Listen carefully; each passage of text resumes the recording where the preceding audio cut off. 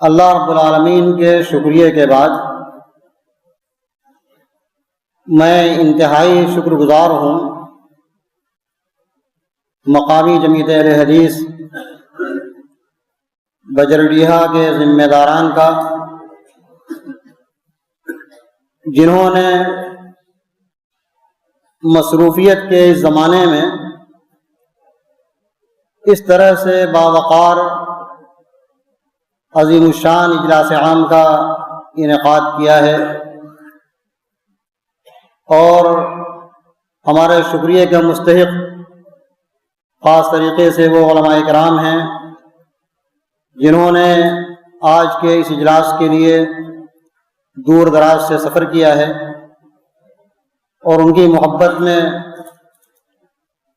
مضافات بنارس سے لوگ سامعین کی حیثیت سے تشریف لائے ہوئے ہیں۔ اللہ رب العالمین تمام لوگوں کی حاضری کو قبول فرمائے۔ حضرات، ہمیں اپنے مہمان علماء کرام کو سننا ہے۔ مجھے جو ذمہ داری سونپی گئی ہے کہ صدارتی حیثیت سے کچھ باتیں عرض کر دی جائیں، یہ ایک فارمیلٹی ہوتی ہے، اس فارمیلٹی کو پورا کرنے کے لیے مجھے بٹھا دیا گیا ہے۔ بڑی اچھی تقریر ہم لوگ سن رہے تھے فلسطین کی تاریخ پر۔ اس تقریر کے پس منظر میں کچھ باتیں آپ کے سامنے عرض کر دیں۔ یہود کی فطرت، ابھی آپ نے سنا یہودیوں کے تعلق سے،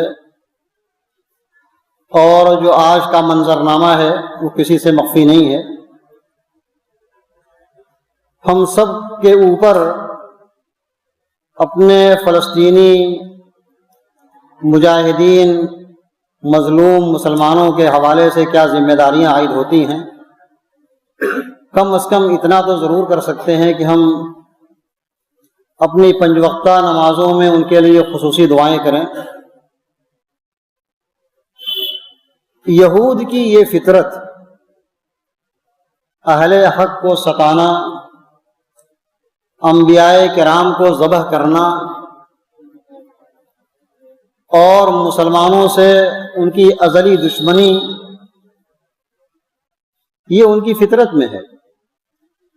میں نے اسی حوالے سے قرآن مجید کی ایک آیت پڑھی ہے، اور جو حدیث بھی میں نے پیش کی ہے وہ اسی پس منظر میں پیش کیا۔ یہود سب کچھ جانتے ہیں کہ فلسطین میں ہمارا کوئی حق نہیں ہے۔ وہ اپنی نسبت ابراہیم خلیل اللہ کی طرف کرتے ہیں، ان کی ذریت اسحاق اور یعقوب کی طرف کرتے ہیں۔ آپ جانتے ہیں ان کو بنی اسرائیل اسی لیے کہا جاتا ہے کہ یعقوب علیہ السلام کا نام اسرائیل تھا، کا ٹائٹل اسرائیل تھا، ان کی طرف نسبت کر کے بنو اسرائیل کہا جاتا ہے۔ ابراہیم علیہ السلام نے، یعقوب علیہ السلام نے اپنی اولاد کو جو نصیحت کی تھی تو ان کو مسلمان بننے کی تلقین کی تھی۔ وَوَصَّىٰ بِهَا إِبْرَاهِيمُ بَنِيهِ وَيَعْقُوبُ يَا بَنِيَّ إِنَّ اللَّهَ اصْطَفَىٰ لَكُمُ الدِّينَ فَلَا تَمُوتُنَّ إِلَّا وَأَنتُم مُّسْلِمُونَ۔ ابراہیم علیہ السلام یہودی نہیں تھے، نصرانی نہیں تھے، عیسائی نہیں تھے۔ قرآن نے فیصلہ سنایا، مَا كَانَ إِبْرَاهِيمُ يَهُودِيًّا وَلَا نَصْرَانِيًّا وَلَٰكِن كَانَ حَنِيفًا مُسْلِمًا۔ وہ تو بڑے سچے پکے مسلمان تھے ابراہیم۔ اور ابراہیم نے اور ان کے بیٹے یعقوب نے، ان کے پوتے اسحاق کے بعد یعقوب، ان لوگوں نے بھی اپنی اولاد کو جو نصیحت کی تھی، وَوَصَّىٰ بِهَا إِبْرَاهِيمُ بَنِيهِ وَيَعْقُوبُ يَا بَنِيَّ إِنَّ اللَّهَ اصْطَفَىٰ لَكُمُ الدِّينَ فَلَا تَمُوتُنَّ إِلَّا وَأَنتُم مُّسْلِمُونَ۔ بیٹو، اللہ نے تمہارے لیے جس دین کو منتخب کیا ہے وہ مذہب اسلام، دین اسلام، اللہ کے نزدیک ایک ہی دین معتبر ہے، وہ دین اسلام، ان الدین عند اللہ الاسلام۔ فَلَا تَمُوتُنَّ إِلَّا وَأَنتُم مُّسْلِمُونَ، تو تم لوگ بھی مسلمان ہی ہو کر کے رہنا کہ جب تمہیں موت آئے تو تم لوگ مسلمان رہو۔ پتہ یہ چلا کہ یہ مسجد اقصیٰ جب سے اس کی تعمیر ہوئی تب سے اس کو مسلمانوں نے بنایا، مسلمانوں نے تعمیر کیا، اور مسلمانوں کا اس کے اوپر پورا ایک حق ہے، مسلمانوں کے علاوہ کسی کا اس پر کوئی حق نہیں ہے، چاہے اس کی نسبت ابراہیم کی طرف کی جائے، اسحاق کی طرف کی جائے، یعقوب کی طرف کی جائے، یہ سب لوگ مسلمان تھے اور مسلمان ہونے کی تلقین بھی کرتے تھے۔ یہود ایک ایسی قوم ہے وہ جانتی ہے کہ ہمارا یہاں کوئی حق نہیں ہے، اور اس کو اپنے انجام کا بھی پتہ ہے۔ ابھی مولانا اس حدیث کی طرف اشارہ کر رہے تھے کہ جب آخری وقت آئے گا اور وہ جب فیصلہ کن جنگ ہوگی مسلمانوں کے اور یہودیوں کے بیچ میں، اور جب یہودی چھپے گا درخت کے پیچھے، پتھر کے پیچھے بھاگے گا، دیوار کے پیچھے، تو اللہ رب العالمین قوت گویائی عطا کریں گے پتھر کو بھی، درخت کو بھی، اور کہے گا کہ یا عبداللہ یا مسلم تعال من وراء یہودی فاقتلہ، اللہ کے بندے مسلمان یہاں آؤ، یہودیوں کو تلاش کرو، یہودی میرے پیچھے چھپا ہوا ہے، اس کو مار ڈالو، اس کو قتل کر ڈالو، سوائے غرقد کے پیڑ کے وہ جھاؤ کا درخت ہوتا ہے۔ اور اس حدیث پر میں آپ کو بتاؤں، اس حدیث پر یہودیوں کو بھی بہت زیادہ یقین ہے، اسی لیے ابھی جو نو آبادیات جو بسائی جا رہی تھی، جو نئی نئی کالونیاں بسائی جا رہی تھی فلسطین کے اندر یہودیوں کی، اب روزانہ دیکھتے رہے ہوں گے، ادھر چند سالوں سے یہ مشغلہ ان کا جاری ہے کہ وہاں ان کی اکثریت ہو جائے، بسایا جائے لالا کر کے ان کو تل ابیب سے۔ تو ان یہودیوں کو اس حدیث پر اتنا یقین ہے کہ جب وہ اپنا مکان بناتے ہیں تو وہاں جو ہے غرقد کا ایک پیڑ بھی لگا دیتے ہیں کہ اگر ہمارے لیے کوئی جائے پناہ ہوگا مستقبل میں تو یہی غرقد ہمیں جو ہے ہمیں پناہ دے گا، چھپائے گا، یہ پیڑ نہیں بتائے گا کہ میرے پیچھے یہودی چھپا ہوا ہے، ورنہ اس کے علاوہ تمام درخت اور حجر اور سب جو ہے سب بتائیں گے۔ میں عرض یہ کر رہا تھا کہ رسول اللہ صلی اللہ علیہ وسلم، آئیے میں بتاؤں آپ کو، یہودی بڑی عجیب قوم ہے اور اس کا مقدر یہ ہے اس کو کہیں قرار نہیں۔ ضربت علیہم الذلۃ والمسکنہ، ان کے اوپر ذلت و رسوائی ان کا مقدر ہے، کبھی یہاں سے بھگائے جاتے ہیں، کبھی وہاں سے بھگائے جاتے ہیں، ان کے لیے کوئی جائے پناہ نہیں دنیا کے اندر۔ ابھی آپ نے تاریخ سنی، ایک زمانے میں انہیں روم سے بھگایا گیا تھا، تو بھاگ کر کے روم سے یہ سب جا کر کے مدینہ میں پناہ لیے ہوئے تھے۔ رسول اللہ صلی اللہ علیہ وسلم کی بعثت سے پہلے سب مدینہ میں جا کر کے پناہ لیے، اور ان کی جو فطرت ہے جہاں جاتے ہیں تو وہ زبردستی قبضہ کرنا چاہتے ہیں۔ مدینے میں جا کر کے بھی یہ تین بڑے بڑے قبیلے تھے، بنو قینقاع، بنو نذیر، بنو قریظہ،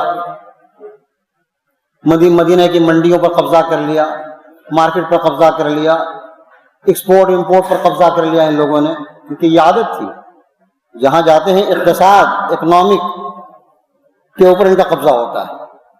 آج بھی یہ بہت معمولی ہیں، لیکن اقتصاد کے اوپر ڈالر کا ریٹ کون طے کرتا ہے، ریال کا ریٹ کیسے طے ہوگا، انڈین کرنسی کا ریٹ کیسے طے ہوگا، یہ سارا کام بیٹھ کر کے یہی لوگ کرتے ہیں۔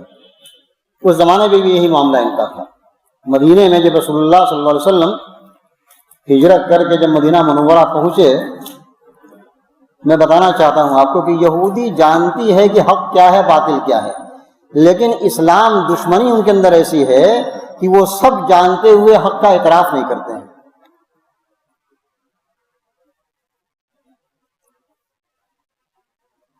رسول اللہ صلی اللہ علیہ وسلم جب مدینہ پہنچے تو پہلے مدینہ جانے سے پہلے قباء میں آپ نے قیام کیا تھا۔ اماں صفیہ بنت حیی بنت ابن اخطب بیان کرتی ہیں آپ صلی اللہ علیہ وسلم کی ازواج مطہرات میں سے، بتاتی ہیں کہ جب رسول اللہ صلی اللہ علیہ وسلم قباء میں قیام کیے تو چونکہ وہ یہودی کی بیٹی تھی،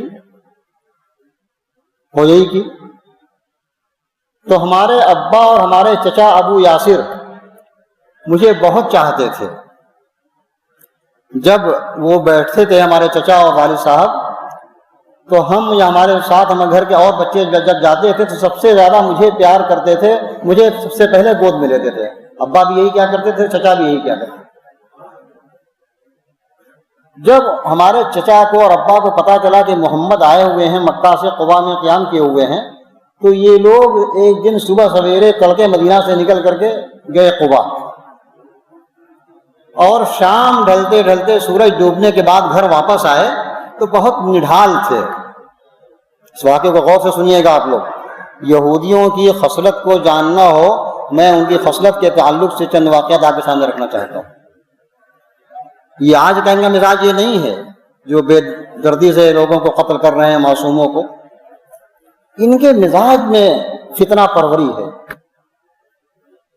جو لوگ نبیوں کو قتل کر ڈالیں، عیسیٰ علیہ السلام کو یہی لوگ تو سولی دینا چاہتے تھے، اور اپنی جان دانش میں سولی دے دیا ان کو۔ تو بتاتی ہیں اماں صفیہ کہ جب ہمارے چچا اور ابا رات میں واپس آئے تو میں بھاگتی ہوئی گئی ان کے پاس، دن بھر غائب تھے وہ لوگ۔ تو وہ سب اتنے نڈھال تھے، اتنے مغموم تھے، کسی نے میری طرف کوئی توجہ نہیں کیا۔ مجھے بڑا عجیب سا لگا کہ ارے اس کے پہلے میں جب جاتی تھی مجھے فوراً گود میں اٹھا لیا کرتے تھے، میں بہت لاڈلی بہت دلاری تھی ان لوگوں کی، آج کسی نے ہماری طرف توجہ نہیں کی۔ اور اس کے بعد جب بیٹھے یہ لوگ آ کر کے گھر میں، تو ہمارے چچا ابو یاسر ہمارے ابا سے پوچھتے ہیں، ابا ہمارے بڑے تھے، کہتے ہیں کہ ہوا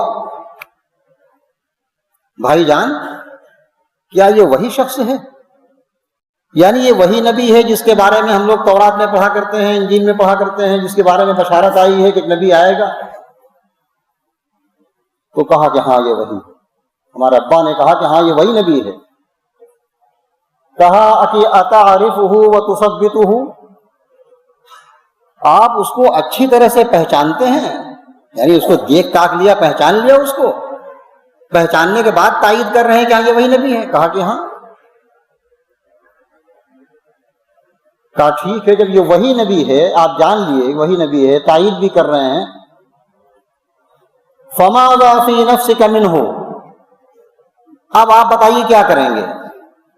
کیا بتا دیا جائے لوگوں کو کہ ہاں نبی آ گیا، اس کا انتظار تھا، جس کی بشارت سنائی گئی تھی تورات کے اندر؟ کیا آپ اس پر ایمان لے آئیں گے؟ ہم اس پر ایمان لے آئیں، کیا کریں گے آپ؟ یہ دیکھیے، یہ ہے یہودیت۔ یہودیت یہ ہے کہ یہ ہوئی جو ہے کہہ رہا ہے کہ ہاں یہ وہی نبی ہے، میں نے اس کو اچھی طرح سے جانچ پرکھ لیا ہے۔ جب اس کا بھائی پوچھتا ہے وہ یاسر کہ آپ کیا کریں گے اب، تو کہتا ہے عداوتہ واللہ ما بقیت، اللہ کی قسم میں جب تک زندہ رہوں گا اس کے ساتھ ہماری دشمنی برقرار رہے گی، یہ ہمارا دشمن رہے گا۔ سب کچھ جان رہا ہے، لیکن یہ اسی کو یہودیت کہا جاتا ہے۔ یہودیوں کے ایک بڑے عالم تھے، صحیح بخاری شریف کی روایت میں نے آپ کے سامنے پڑھی، بڑے عالم تھے عبداللہ ابن سلام۔ جب رسول اللہ صلی اللہ علیہ وسلم قباء میں چند روز قیام کرنے کے بعد جب مدینہ پہنچے، اپنے ننھال میں بنو نجار کے پاس، تو عبداللہ ابن سلام چونکہ ایک بڑے اہل کتاب کے عالم تھے، بڑے یہودی عالم تھے، انہوں نے پڑھا تھا تورات کے اندر کہ نبی آئے گا ایک، اس کی یہ نشانیاں ہیں، تو کہا کہ میں گیا ان کے پاس، اللہ کے نبی صلی اللہ علیہ وسلم کے پاس میں آیا، اور میں نے چند ایسے سوالات کیے جس کا جواب سوائے نبی کے اور کوئی نہیں دے سکتا۔ میں نے سوالات کیے ان سے، آپ کا چہرہ انور دیکھا، نشانیوں کو دیکھا، اور جب مجھے سوالات کے معقول جواب مل گئے تو میں نے سمجھ لیا کہ یہ چہرہ جو ہے جھوٹا نہیں ہو سکتا، ھذا الوجہ لیس بوجہ کذاب۔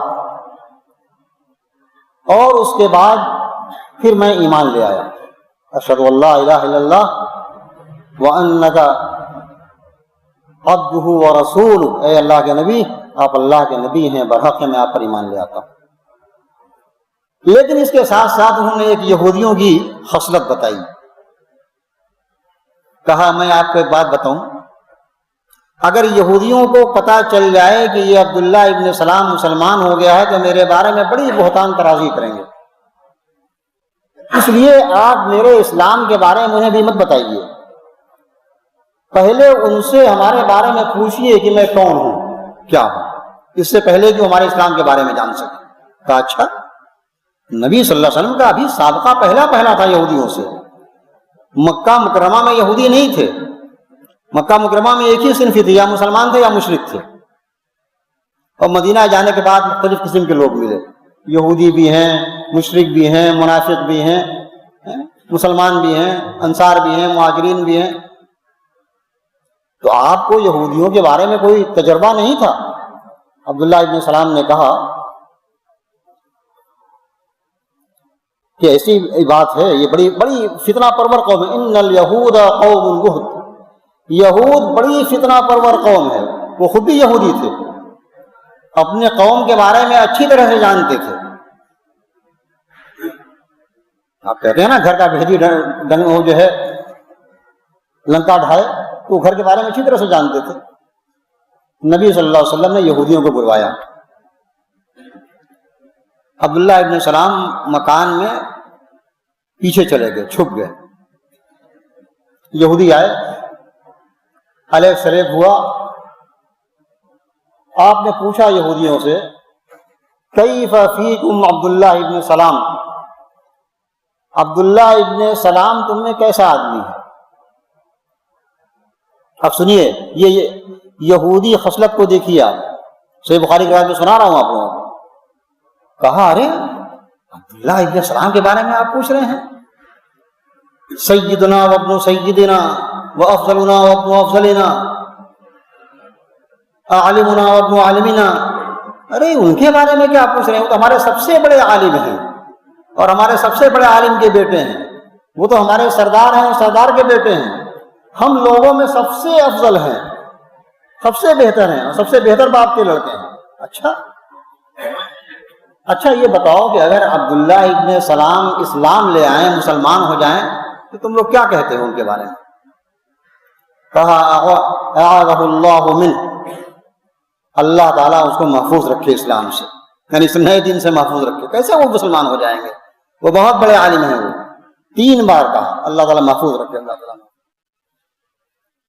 جب اتنی باتیں ہو گئیں تو عبداللہ ابن سلام نکلے پردے کے اوٹ سے، کہا کہ اشہد ان لا الہ الا اللہ واشہد ان محمدا عبدہ ورسولہ،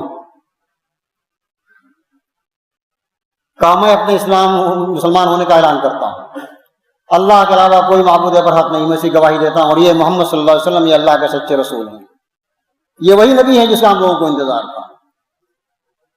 اب دیکھیے یہودی مزاج، اب کیا کہہ رہے ہیں؟ یہ عبداللہ شرنا وابن شرنا، یہ تو ہم میں سب سے بدترین شخص ہے، یہ بڑا برا شخص ہے، یہ تو بدترین باپ کا بیٹا ہے، یہ اور طرح طرح کی باتیں ان کے بارے میں کہیں۔ ابھی تو تعریف کر رہے تھے کہ ان سے بڑا کوئی عالم ہی نہیں ہے، ان سے زیادہ کوئی بزرگ ہی نہیں ہے، شریف ہی نہیں ہے، شرافت کی سب سے بڑی مہر ان کے اوپر لگی ہوئی ہے، بڑے شریف گھرانے کے لڑکا یہ ہے، اور آپ کہہ رہے ہیں کہ یہ سب سے بدترین شخص ہے۔ عبداللہ ابن سلام نے کہا یہ یہودی، یا معاشر الیہود اتقوا اللہ، اے قوم یہود اللہ سے ڈرا کرو، تم لوگ اچھی طرح سے جانتے ہو کہ یہ محمد اللہ کے سچے نبی اور رسول ہیں، لیکن یہ اسلام دشمنی، یہ عصبیت، یہ عداوت، یہ حسد، ان چیزوں نے تمہیں برباد کر رکھا ہے، تم اسلام نہیں لا رہے۔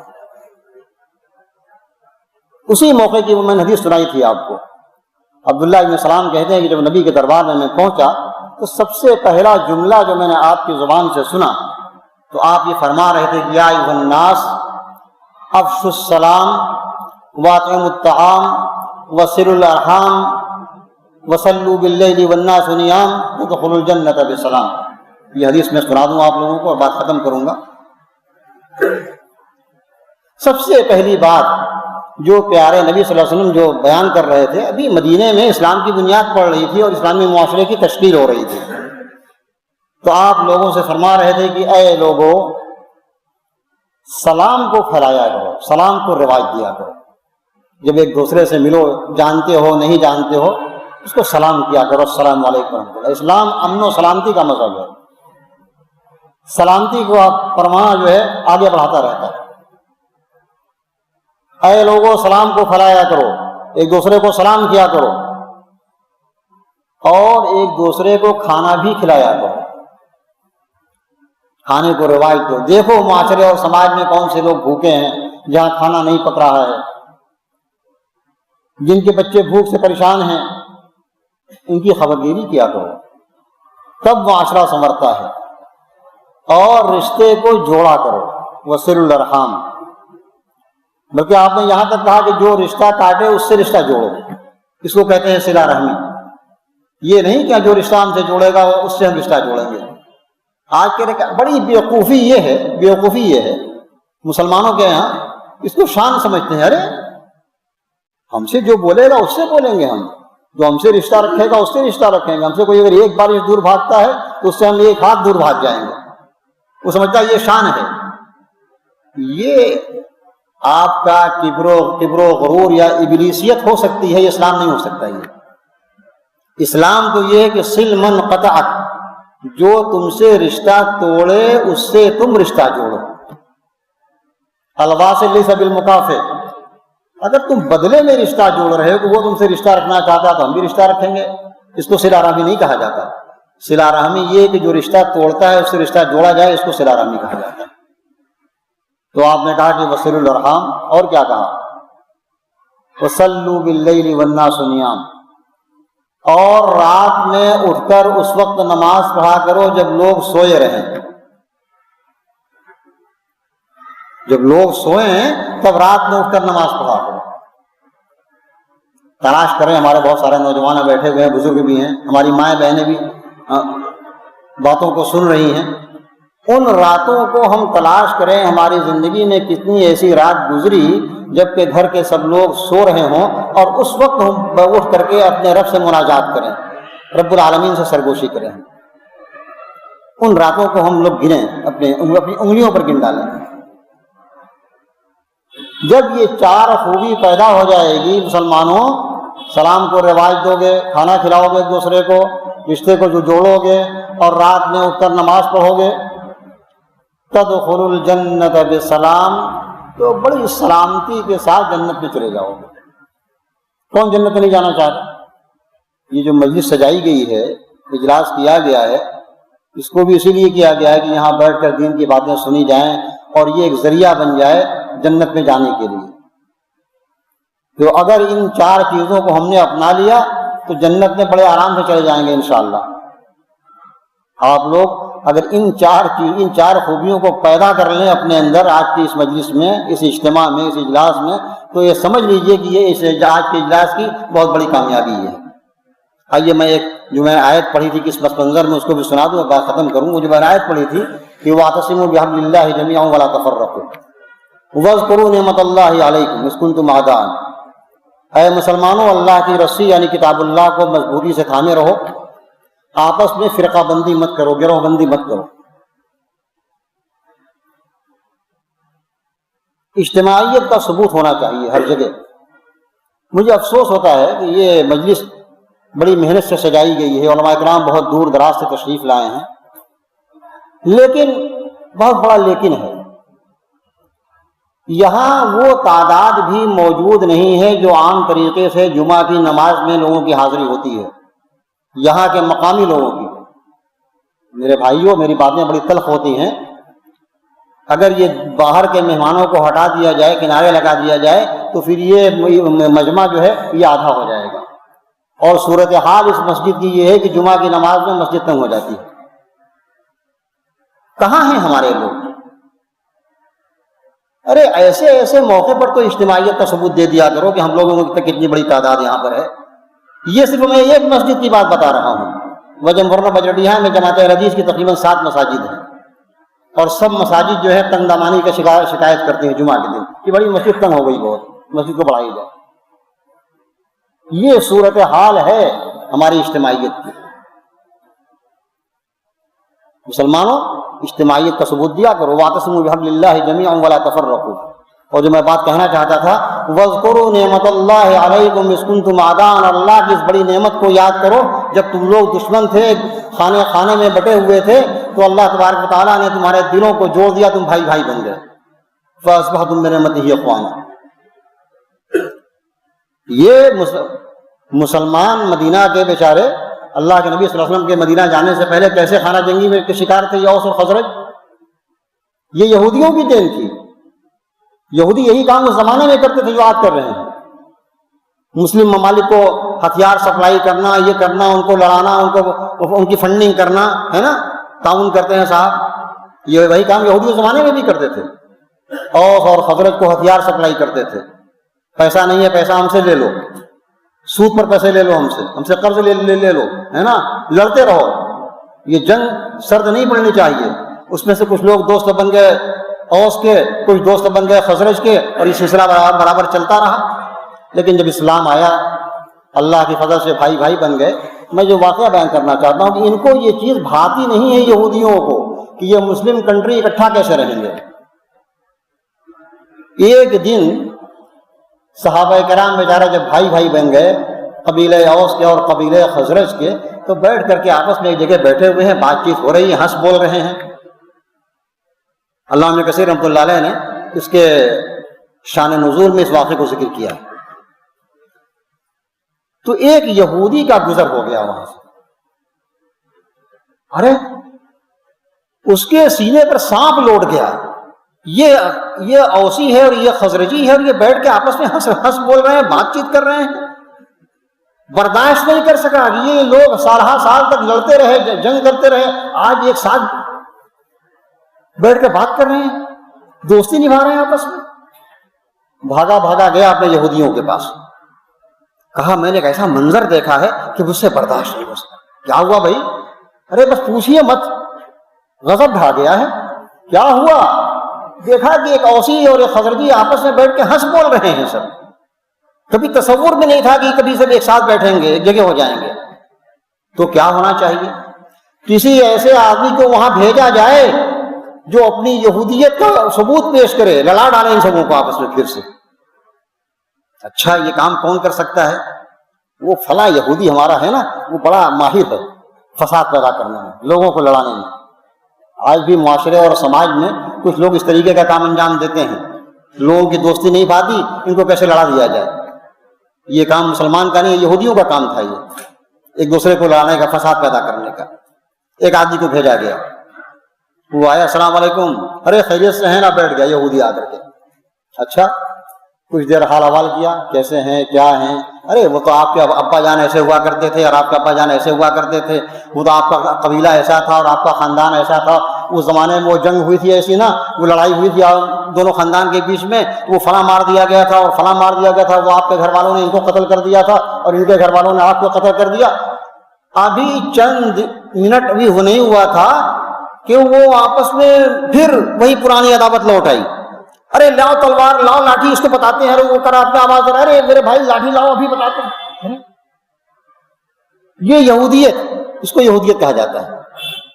نبی صلی اللہ علیہ وسلم کو خبر لگی، ارے بڑا ہنگامہ کھڑا ہو گیا، کیا ہوا؟ ایسی سی بات ہے، آپس میں مرنے کٹنے کے تیار ہیں، وہ اپنے خاندان کو بلا رہا ہے، وہ اپنے خاندان کو بلا رہا ہے، آپ بھاگے آئے۔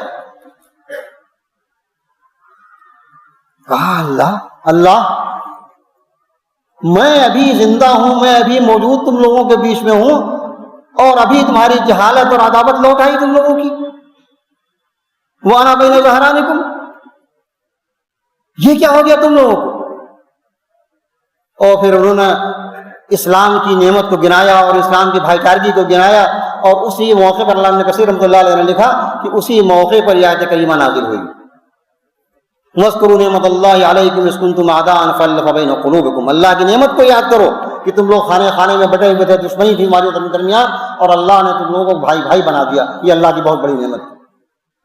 اگر سارا خزانہ خرچ کر کے بھی اس محبت کو حاصل کرنا چاہتے، نہیں حاصل کر سکتے، تو قرآن نے بتایا۔ تو میرے بھائیو، میں نے یہودیوں کے 3 واقعات آپ کو بتائے ہیں، تو حالات سے ہمیں بددل نہیں ہونا چاہیے۔ میری آپ لوگوں سے صرف گزارش یہ ہے کہ آپ کچھ نہیں کر سکتے تو صدق دل سے دعا کیجیے اپنے مظلوم بھائیوں کے لیے۔ یہ بیت المقدس مسجد اقصی ہم لوگوں کا قبلہ اول، ابھی مولانا بتا رہے تھے، ہے نا، اس کی آزادی کے لیے، اور اللہ سے دعا کریں اللہ رب العالمین ہم تمام لوگوں کو توفیق بخشے کہ ہم آزاد مسجد اقصی میں دوبانہ ادا کر سکیں۔ جو تمنا شاہ فیصل رحمہ اللہ کی تھی، وہ تمنا ہماری بھی ہے۔ ایک سوال تھا، میں اس کا جواب دے کر کے بات ختم کروں۔ ابھی ایک سوال ہمارے بھائی نے ایک سوال دیا، پرچی دیا تھا کہ سفلی اور اسلامی کام میں کیا فرق ہے، یا اس کا حکم ہے، اس طرح کا کوئی سوال تھا۔ بھائی یہ نابی سے ظاہر ہے، اسلامی کام ہے۔ اگر کسی کے اوپر جادو ٹونا بھی کچھ کر دیا جائے تو اس کے لیے رسول اللہ صلی اللہ علیہ وسلم نے طریقہ بتایا، آپ پر بھی جادو کیا گیا تھا، اور یہ معوذتین وغیرہ کی جو صورتیں نازل کی گئیں اسی کے علاج کے لیے نازل کی گئی تھی، اور اس کو آپ دیکھ سکتے ہیں۔ لیکن سفلی کام یہ بہت بڑی بیماری ہے ہمارے سماج کے اندر، اور اہل حدیث معاشرے کے اندر بھی بیماری بڑھ رہی ہے۔ علماء، ذمہ دار علماء کرام موجود ہیں، انہیں اس پر توجہ کرنا چاہیے اور لوگوں کو بتانا بھی چاہیے۔ دیکھیے 7 بڑی خطرناک چیز جو ہے اسے کہا گیا کہ اجتنبوا السبع الموبقات، 7 ہلاک کرنے والی چیزوں سے بچو۔ پہلا شرک کا نام لیا گیا شرک باللہ، اور دوسرا جو کہا گیا ہے وہ یہی ہے السحر،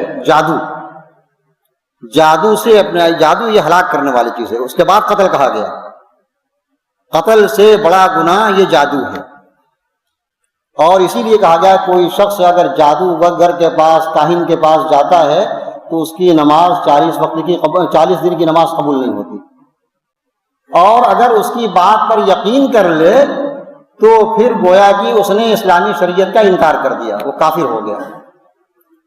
فقد کفر بما انزل علی محمد، یہ ساری اس طرح کی حدیثیں ہیں۔ مجھے بڑی حیرت ہوتی ہے، میں بتاؤں، میری زندگی کے بڑے تجربے ہیں۔ ایک زمانے میں ہم بھی اس طرح کے مسائل سے دوچار تھے، گھر کے کچھ لوگ جو آسیب کے شکار تھے، جادو کے شکار تھے۔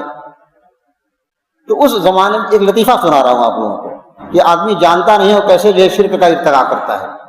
ایک صاحب آئے ہمارے محلے ہی کے، کہا مولوی صاحب میں آپ کو ایک وظیفہ بتا دوں، بہت ہی کارگر وظیفہ ہے۔ کیا ہے بھائی؟ جبکہ میں طالب علم تھا جامعہ سلفیہ میں اس زمانے میں۔ کہا آپ 7 مرتبہ یا 40 مرتبہ یا میکائیل یا میکائیل یا میکائیل آپ پڑھیے، اور پڑھ کر کے دم کر دیجئے تو بڑا فائدہ ہو جائے گا۔ وہ ایسا شخص یہ وظیفہ بتا رہا تھا جو مکتب بھی نہیں پڑھا ہوا تھا، جس نے مدرسے کا شکل نہیں دیکھا تھا۔ اور آج بھی ہمارے محلے میں ایسے لوگ بڑے بڑے مقبول ہیں جنہوں نے مدرسے کا شکل نہیں دیکھا ہے، وہ حدیث گھرانوں میں ہیں، جنہوں نے مدرسے میں قدم نہیں رکھا ہے پڑھنے کے لیے، اور وہ آج بہت بڑے جو ہے وظیفہ اور ورد کرتے ہیں۔ انہیں پتہ ہی نہیں ہوتا کہ شرک کیا ہے اور توحید کیا ہے، وہ کیا شرک کر رہے ہیں، کیا توحید کر رہے ہیں۔ تو میں تو الحمدللہ طالب علم تھا جامعہ سلفیہ، میں نے کہا حضرت یہ آج جو آپ کو بتا رہے ہیں وظیفہ ہم کو، یا میکائیل یا میکائیل یا میکائیل پڑھنا ہوگا 40 مرتبہ، آپ جانتے ہیں یہ کتنا بڑا گناہ ہے؟ کہا نہیں میرے صاحب فلاں نے بتایا تھا ایسے ہی۔ میں نے کہا یہ شرک ہے۔ ہو سکتا ہے کہ بتانے والوں نے یا رب میکائیل کہا ہو اور آپ رب کے لفظ کو بھول گئے ہوں، خالی میکائیل میکائیل کر رہے ہوں، سمجھ لیجیے یہ شرک ہے، یا آپ غیر اللہ کو پکار رہے ہیں۔ ہو سکتا ہے شیطان آپ کا کوئی کام بنا بھی دیتا ہو کہیں، وہ تو چاہتا ہے اس طریقے سے گمراہ کرنے کے لیے، یہی شرک ہے۔ تو یہ مسئلہ ہے۔ تو آپ اللہ کے واسطے یہ سفلی کام، یہ شرکیہ کام ہے، یہ حرام ہے۔ جادو سیکھنا، جادو کرنا، جادوگر کے پاس جانا، یہ سب کچھ حرام ہے، اور اہل حدیث معاشرے میں اس کا کوئی تصور نہیں ہے۔ ان کے ہاں توہم پرستی نہیں ہوا کرتی ہے، سب کچھ اللہ کی مرضی سے ہوتا ہے۔ جب تک اللہ کی مرضی، اگر پوری حدیث میں آتا ہے نا، پوری کائنات مل کر کے آپ کو نفع پہنچانا چاہے، نفع نہیں پہنچا سکتے ہیں جب تک اللہ کی مرضی نہ ہو، اور دنیا کے تمام لوگ مل کر کے آپ کو نقصان پہنچانا چاہیں، آپ کو نقصان نہیں پہنچا سکتے الا ما قد كتب اللہ علیہ، جب تک اللہ رب العالمین نے آپ کے مقدر میں نقصان نہیں لکھ رکھا ہے۔ بیماری نہیں لکھ رکھی ہے، کوئی بیماری نہیں آ سکتی، سمجھ گئے نا؟ اس لیے اللہ میں بھروسہ کیجئے، جادو سے بچیے۔ اجتنبوا السبع الموبقات، 7 بڑی بڑی بیماریوں سے بچیے۔ اس میں بہت بڑی بیماری جو ہے یہ ہے کیا؟ جادو۔ رشوت خوری سے بھی زیادہ، سود سے زیادہ خطرناک ہے۔ کسی کو قتل کر دیں وہ اتنا بڑا گناہ نہیں ہے جتنا بڑا گناہ جادوگری ہے۔ یہ سمجھ گئے نا؟ اس کا قتل کرنے کا نمبر 3 نمبر بیان کیا گیا ہے، یہ 2 نمبر پہ یہ جادوگری ہے۔ اللہ رب العالمین ہم تمام لوگوں کو ان بڑے بڑے خطرناک بیماریوں سے محفوظ رکھے۔ پروردگار عالم ہماری حاضری کو قبول فرما لے۔ میں نے آپ لوگوں کا کچھ وقت زیادہ لے لیا ہے، لیکن اس کے باوجود علماء کرام جو آئے ہوئے ہیں باہر سے، آپ ان کی تقاریر کو سنجیدگی کے ساتھ سنیے اور اس کے ساتھ ساتھ اس پر عمل کی کوشش کیجیے۔ یہ ہے اصل اجلاس کا مقصد۔